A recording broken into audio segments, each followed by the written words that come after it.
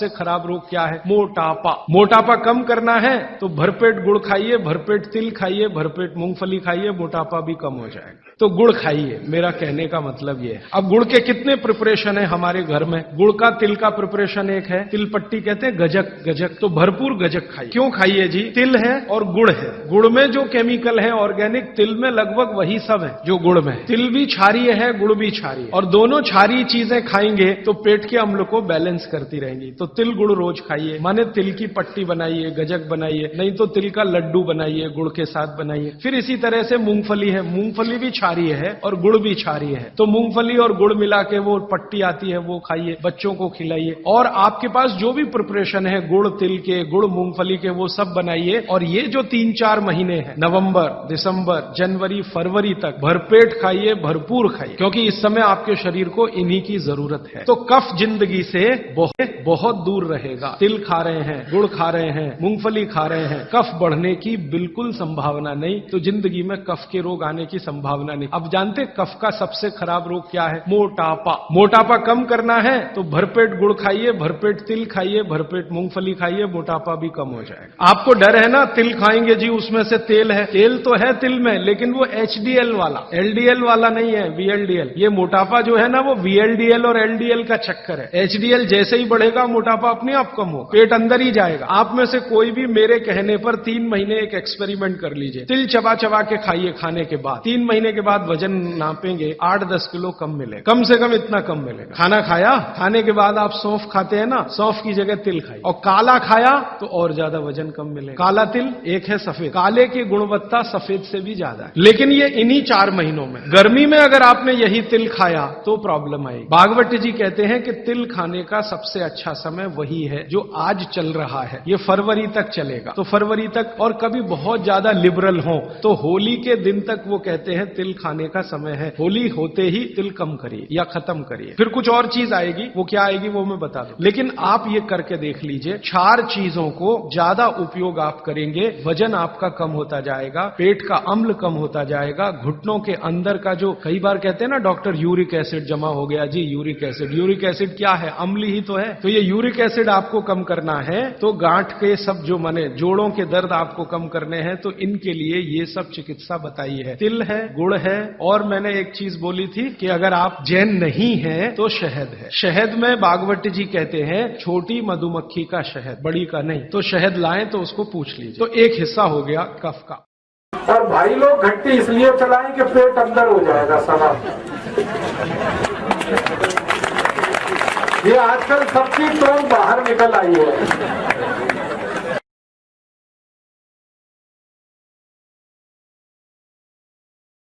मेरी 2-3 बातें ध्यान से सुन लेना, और ये सब बहनें भी सुन लें इस बात को। कभी भी किसी माँ को गर्भावस्था हो तो उसको ऑपरेशन ना कराना पड़े, इसके लिए छोटे छोटे 2-3 उपाय। पहला उपाय ये है कि हर दिन रात को माँ को गाय का दूध पिलाना, घी डाल के, घी देशी और गाय का दूध देशी गाय का। तो गाय के दूध में 1 चम्मच घी मिलाओ, थोड़ी सी उसमें हल्दी मिलाओ और रोज रात को पिलाना जब माँ को गर्भावस्था हो। दूसरा, जिस माँ को गर्भावस्था होती है ना, उसको बच्चा स्वस्थ तंदुरुस्त पैदा होना चाहिए, बीमार ना हो। बच्चे के स्वस्थ पैदा होने का सबसे बड़ा आधार है कैल्शियम। कैल्शियम नाम का एक रसायन होता है जो गर्भावस्था में माँ को सबसे ज्यादा जरूरी होता है, बच्चे के लिए और माँ के लिए। कैल्शियम अगर शरीर में ज्यादा है ना तो हड्डियां लचीली रहती, और हड्डियां लचीली रहे ना तो सारा शरीर फ्लेक्सिबल होता है, और शरीर लचीला हो तो गर्भ से बच्चा आसानी से बाहर आता, उसको तकलीफ नहीं होती ज्यादा, माँ को भी तकलीफ नहीं होती। इसलिए शरीर में लचीलापन लाने के लिए कैल्शियम चाहिए। तो कैल्शियम खिलाओ माँ को। कैल्शियम का मतलब होता है चूना खिलाओ।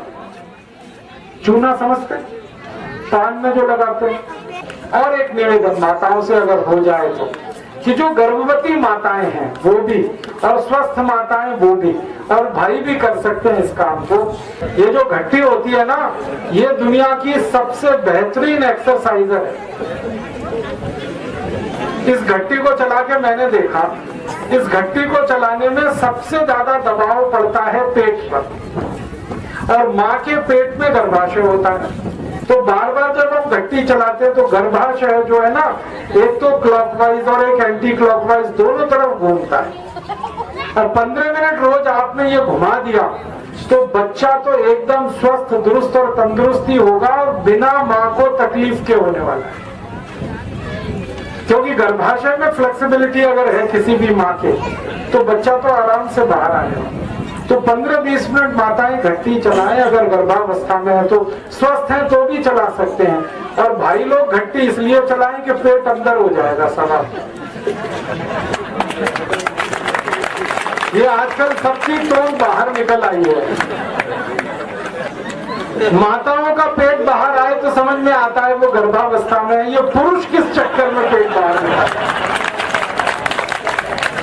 इनकी टोन बाहर क्यों आनी चाहिए? तो ये अंदर जाना चाहिए पेट, और अंदर ले जाने का सबसे सरल उपाय है घंटी चलाना। 15 ही मिनट चलाओ, लेकिन रोज चलाओ, सब पेट अंदर चला जाए। और सबसे गंभीर बात माताओं से मुझे जो कहनी है वो ये कि ये घंटी खाली मत चलाना। हाँ, इसमें कुछ गेहूं डाल देना, कुछ चना डाल लेना, पिस तो जाएगा, कम से कम आटा तो आ ही जाएगा 15 मिनट में। खाली चलाओगे तो कुछ नहीं होने वाला। गेहूं डाल के चलाओ तो आटा आ गया, चना डाल के चलाओ तो बेसन आ गया। ये जो ताजा आटा होता है ना, ये दुनिया की सबसे अद्भुत चीज है। फिर ऐसे ही नियम है एक छोटा सा कि पानी पीजिए तो घूट घूट भर के पीजिए, जैसे गर्म दूध पीते वैसे पानी पीजिए, सिप करके पानी पीजिए, ताकि ज्यादा लार शरीर में जाए। लार जो है ना, वात पित्त कफ तीनों को संतुलित रखती है। तो घूट घूट पानी पिएंगे तो बहुत लार जाएगी, गट गट गट गट पिएंगे तो बहुत थोड़ी सी जाएगी। एक स्वस्थ मनुष्य को जिंदगी भर स्वस्थ रहना हो तो हर दिन 4.5 से 5 लीटर लार की आवश्यकता है। वो सिप करके ही संभव है। और आप आज से ये शुरू करिए सिप करके पानी पीना, तीसरे दिन से आपको रिजल्ट मिलेगा। जिनको भी एड़ियों में दर्द है ना, 3 दिन में गायब हो जाए। अगर घुटने में दर्द है ना, 6-7 दिन में ठीक हो जाए। कोई भी जॉइंट पेन है, 12-13 दिन में चला जाए। कितनी भी भयंकर संधिवात हो, सिप करके पानी पीजिए। और एक सिप में उतना ही पानी लीजिए, 1 चम्मच के बराबर। उसको थोड़ी देर मुंह में घुमाइए, फिर पीजिए। अगर आपका वजन बहुत बढ़ गया है तो महीने 1.5 महीने में ही 5-6 किलो कम हो जाएगा अपने आप, बिना कोई दवा खाए, सिप करके पानी पीने से। अभी थोड़े दिन पहले मेरा एक दोस्त अमेरिका से लौटा है, उसका 140 किलो वजन हो गया था। तो उसको अमेरिका की जिस कंपनी में नौकरी करता था निकाल दिया, क्योंकि वहां नौकरी से निकालने में 1 मिनट लगता है किसी को। वहां जॉब कभी भी सुरक्षित नहीं है, सिक्योरिटी नहीं है। निकाल दिया और उसको एक्सप्लेनेशन दिया कि हम आदमी को नौकरी पे रखते हैं, हाथी के बच्चे को नहीं रखते। 140 किलो का। अब वो बेचारा बहुत घूमा, ये डॉक्टर वो डॉक्टर, ये हॉस्पिटल, वजन कम हो जाए, किसी तरह से नहीं हुआ। अब आ गया भारत। एक दिन तो वो जॉन हॉपकिंस में चला गया, तो वहां बोला कि आपकी ऊपर से कुछ खाल चीर देंगे, वजन कम हो जाएगा, मांस काट के निकाल देंगे। अब वो कहे अरे मुझे तो ये नहीं कराना, वापस आ गया। बेंगलोर में रहता है। एक दिन कहने लगा राजीव भाई आप कुछ बताओ। मैंने कहा कुछ मत करो, पानी गुनगुना पियो और सिप करके पियो। अभी 9 महीने से वो ऐसे ही कर रहा है। अब वजन उसका 70 किलो, बिना कोई दवा के, बिना किसी एक्सरसाइज के, बिना किसी योग, बिना किसी प्राणायाम के, खाली सिप करके पानी पीने का ये चमत्कार है। तो आप बहुत सारी बीमारियां इसी से ठीक कर सकते हैं। चिड़िया होती है ना, चिड़िया कैसे पानी पीती है? एक चोंच में 1 ड्रॉप उठाएगी, फिर पिएगी, फिर थोड़ी देर रुकेगी, फिर दूसरी ड्रॉप, फिर पिएगी, फिर रुकेगी।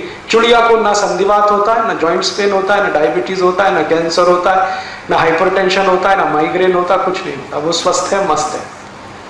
हमको ये सब क्यों होता है? जिस भगवान ने चिड़िया बनाई है उसी ने हमको भी बनाया। जो आत्मा उसमें है वही आत्मा हम में है, जो ऑर्गन्स हमारे हैं वही ऑर्गन्स उसके हैं। बस वो खाने पीने का ध्यान रखती है। चिड़िया कभी रात को नहीं खाती, मनुष्य रात के 12-12 बजे भी खाता रहता है। चिड़िया कभी भी खाने के साथ पानी नहीं पीती। सवेरे खाना खाएगी, दोपहर को पानी पिए। पानी के साथ कभी खाना नहीं खाती। सब जानवर इस नियम का पालन करते हैं। जो सबसे मूर्ख भैंस है वो भी इसका पालन करती है। सवेरे भरपेट खाना खाएगी भैंस और दोपहर को 11 बजे पानी पिएगी। लेकिन मनुष्य जो है ना, वो भैंस से भी गया पीता है। वो खाने के साथ गटागट 2 गिलास 3 गिलास 5 गिलास पीते रहता है।